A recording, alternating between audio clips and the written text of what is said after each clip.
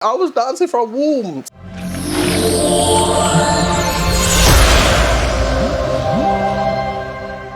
Good morning, good afternoon, wherever you are in the world. I'm Beach with you and welcome back to my channel. Today is the continuation of last week's Q&A, part 2, because y'all asked me so many questions. I mean, let's just jump straight into it because we have lots of questions to get through because y'all didn't hold back. You did not hold back. You asked me all the deep questions and I love them. I really love looking through them. So, first question is from the Hood Writer. What motivates you to do what you do? So many things. Firstly, God.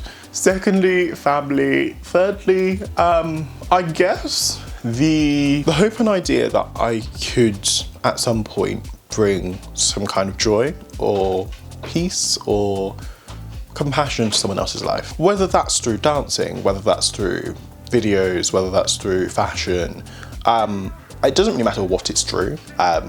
Like it's going to be through some kind of creative source because that's what I do.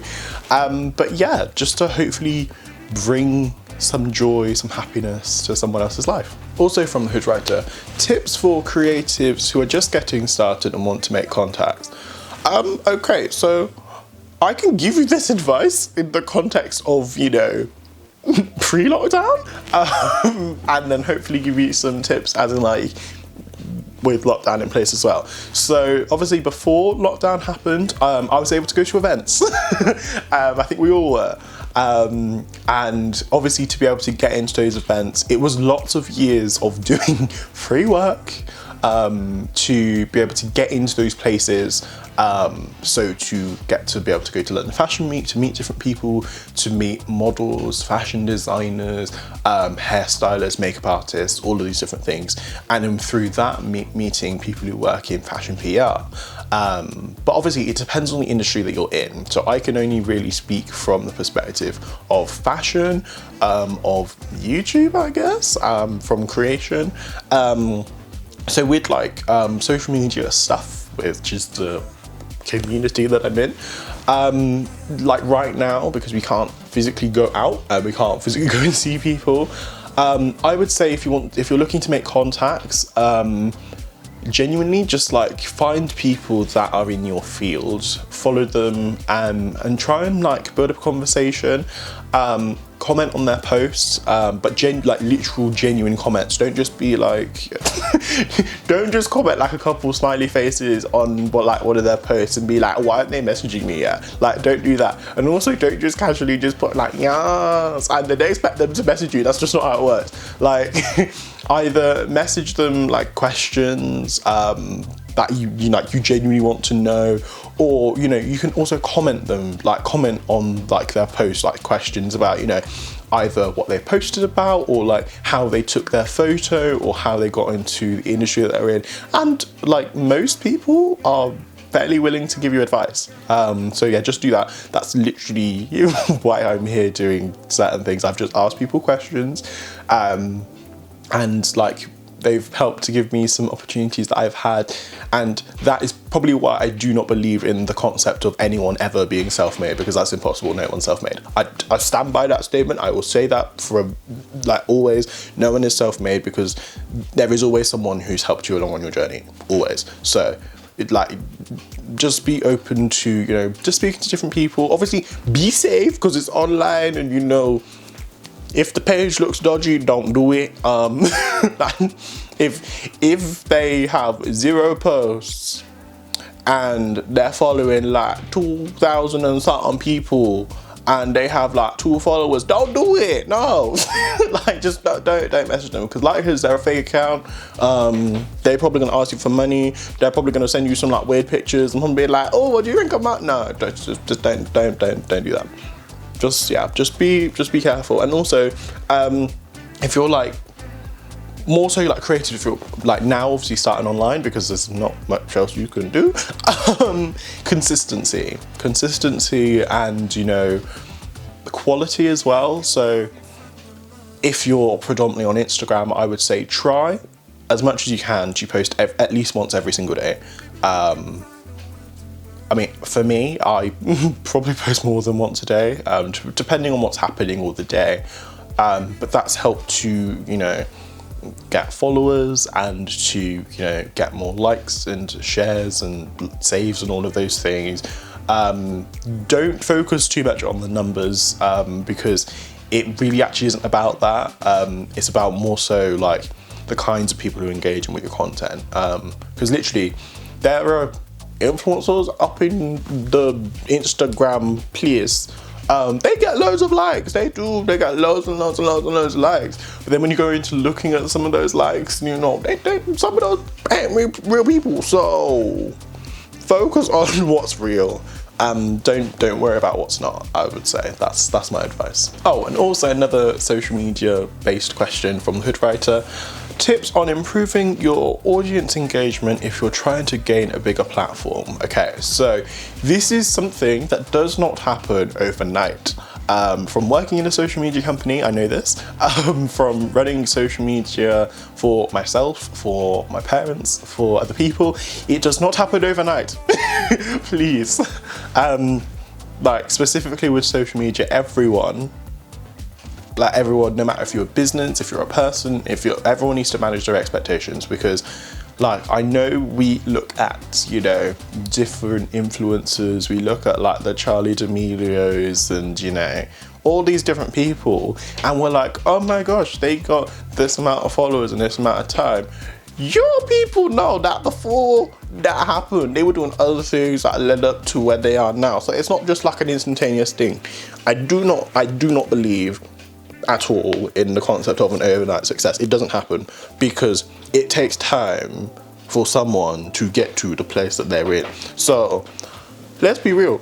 She probably started with like 1 follower on TikTok. One singular follower, and that probably was her sister. And now, you know, she out there with like couple million something. Like I don't know, I don't follow you, but you know, you can do the dance and it's cool.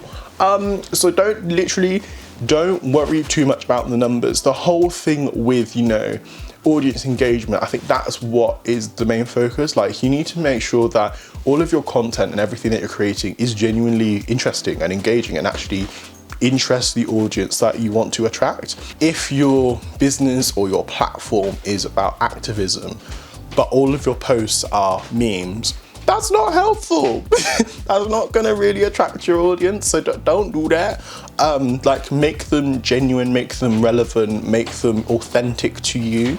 I would suggest using something like Canva, which is free. Like, you could make graphics and stuff with. I use that all the time for different things, for thumbnails, for YouTube videos, for different posts that you see on Instagram. I literally use it all the time. But obviously, like, if you want to do it more seriously and, you know, properly invest in it, I would suggest getting the paid version of Canva. It's not that much money, but it gives you a whole lot more. Like, there's loads more different like templates and things that you can actually have access to, which will literally just take your content onto a whole new level, and it will really help you to, I guess, engage more people. And that will just, I think it will just help you. So definitely Canva. If you know anything about Photoshop or Lightroom for like pictures and stuff, use that. Just anything to make like your Instagram or Facebook or Twitter or anything look more aesthetically pleasing. If it's for TikTok and stuff, I can't advise you on TikTok. I'm still trying to grow on TikTok. I can't advise you. Just enjoy what you're doing. If you yourself do not like the content you're putting out, literally no one else will. So be genuinely passionate about what you're putting out into the world. I think that will engage the right audience, and it will take time. It will not happen overnight. It probably gonna happen in a couple of years, but it will get there. It took me, so I've been on Instagram since I was 13. I'm now 22, will be 23 this year. So this is almost 10 years that I've been on Instagram, and I'm just only now just over 3,000 followers on Instagram. So it takes time, but I know those followers, you know, a lot of them engage, a lot of them are interested in all these different things. So it's how, even though it takes time, it's fine. It's fine, people, it's fine. About quality, not the quantity, because that quantity that you have, you may be like, oh yeah, I got, you know, 11.2 followers, 2K followers. Yeah, great. But those followers, like half of them could be fake. Half of the ones that are left could be like ghost followers. So who's really following you?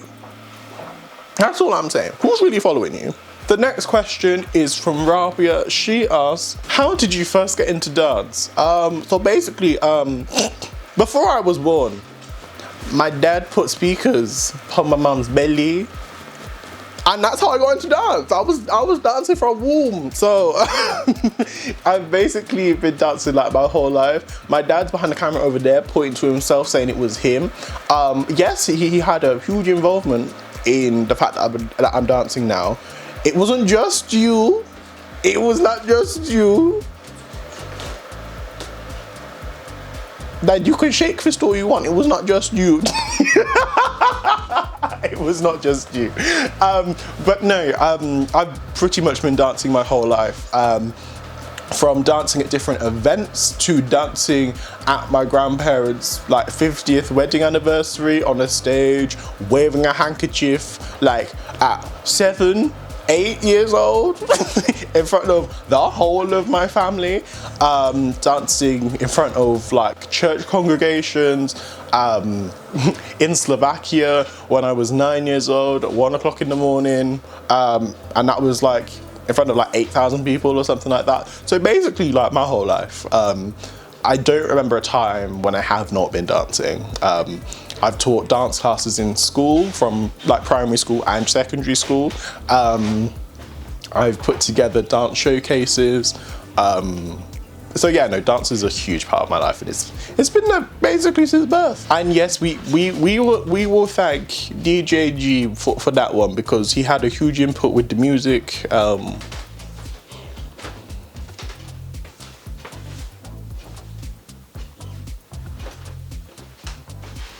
If you people could see what I just saw, you'd be disgusted. You'd be disgusted. That you nasty. The next question is from Paige. How do you stay motivated in lockdown? Also, one goal you've set yourself for 2022. What year we in? 2021. That you don't mind sharing. How do I stay motivated in lockdown? I won't lie. It depends on the day. I would say most of the time I try and like set things in motion early. So I will try and plan my weeks out. So kind of like on a Sunday, I will sit down in the evening and plan like, what do I have to do over the next week? Whether that's film a video, or do some social media stuff, or email some people, or go to a Zoom meeting. Do your people remember physically going to meetings? Anyway, going to Zoom meetings, you know, got Zoom church, all of these different things I know that I've got to do, and I like plan other things around it. For example, you know, making time to, you know, video call friends, or having voice note conversations with friends, or, you know, those different things. I think that balance has helped to keep me motivated. And also something I know I did not do as much in 2020, for the main reason that I think I was in some respects kind of scared to. I'm taking more breaks now. Like I'm like intentionally taking more breaks. So I will work as much as I can in the daytime, and then when it comes to the evening, I as much as possible sign off. So like my computer's done, like it's like, unless it's still doing something, it will be off. Like anything that is, I guess, work related that's on my phone is not paid attention to. However, if like friends message me and stuff, I'm just like hey. But yeah, no, just switch off, watch a series, watch a film. Have you people seen Scorpion? If you people have not seen Scorpion on Netflix, y'all need to do that, because that series, just go watch Scorpion. Like, this ain't even an ad, but just go and watch Scorpion on Netflix. You will not regret it. And one goal I've set myself for 2021, I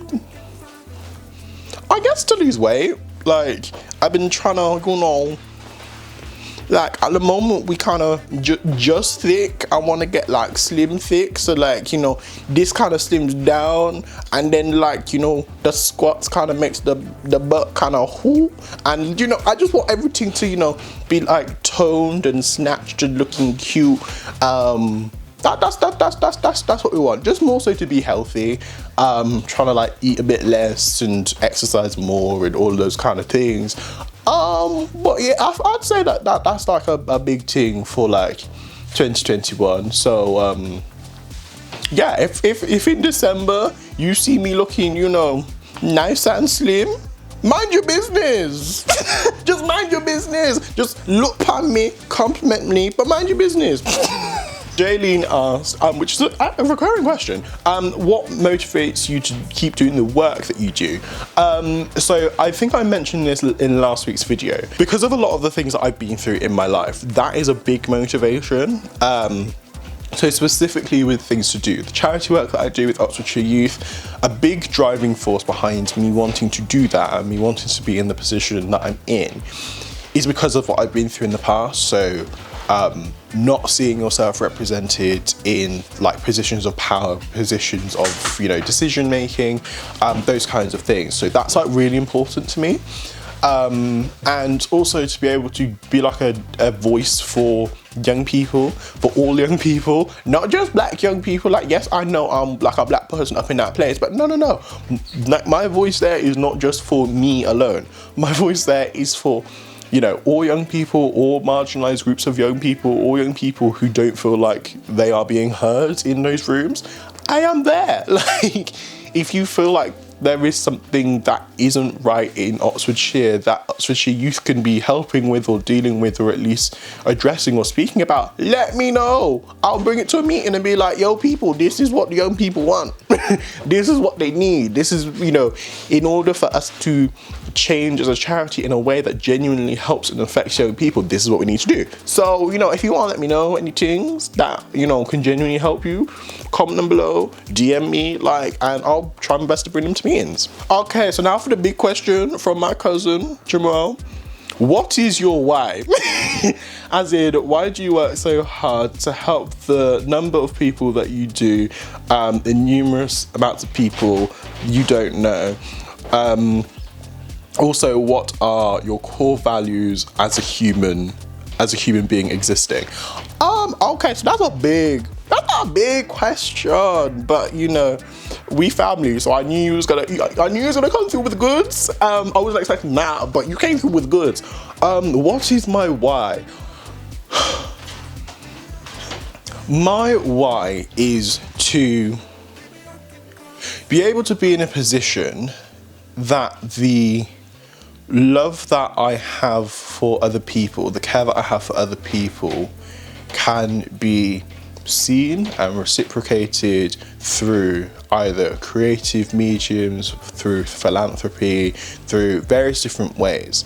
So my why for doing anything and everything is the love of God. If I'm being real, I'm being honest, like, it's just like the love, because literally everything in life is a God thing. Everything, every single thing. But yeah, that's a lot of my why. So when you see me, you know, posting things online about people groups I don't even know, whether that's about, you know, the Jewish community, the Muslim community, the LGBTQ plus community, like, even though I don't know those lived experiences, I know what it feels like to be pushed down, to be marginalized, to not be listened to. So when I see it happening to other people, I'm just like, no. I said no. And I just cannot stand it. It hurts me to see any kind of injustice. And when I see injustice, all I want to do is show the people who are being seen, who are being shown that injustice, so much love. And the love I want to show them is like, you know what, there are people here for you that care about you, that want to support you.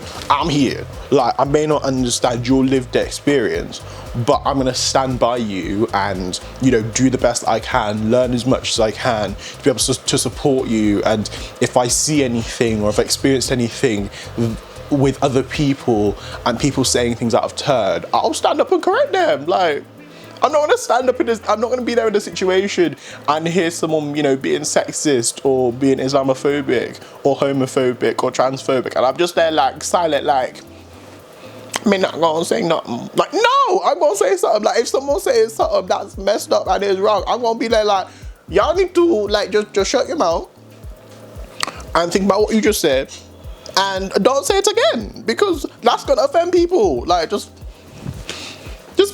people need to think before you speak, because some of you, not you people who watch this video, but there's some people out in this world who this just is not connected to this, and it's definitely not connected to this. And hopefully I've picked the right side. I'm hoping the heart's, wait, it's on, ma'am, what side is the heart on? Is it on the left or the right side? What side is your heart on? Is it on the left or the right side? This side. I'm gonna get it right. Cool. Some people don't think with this at all. You need to think with this. Think with your heart, think with your head, and just, some people just jump to conclusions with their mouth. Just calm it. Some of y'all, calm it. But that's my why. And I hope that makes sense. Obviously, that I could give you like a longer explanation and description, but you know, we could be here for 4 years. But you know, we family, so we can talk about this privately. But there's a lot that encompasses what my why is. Maybe we can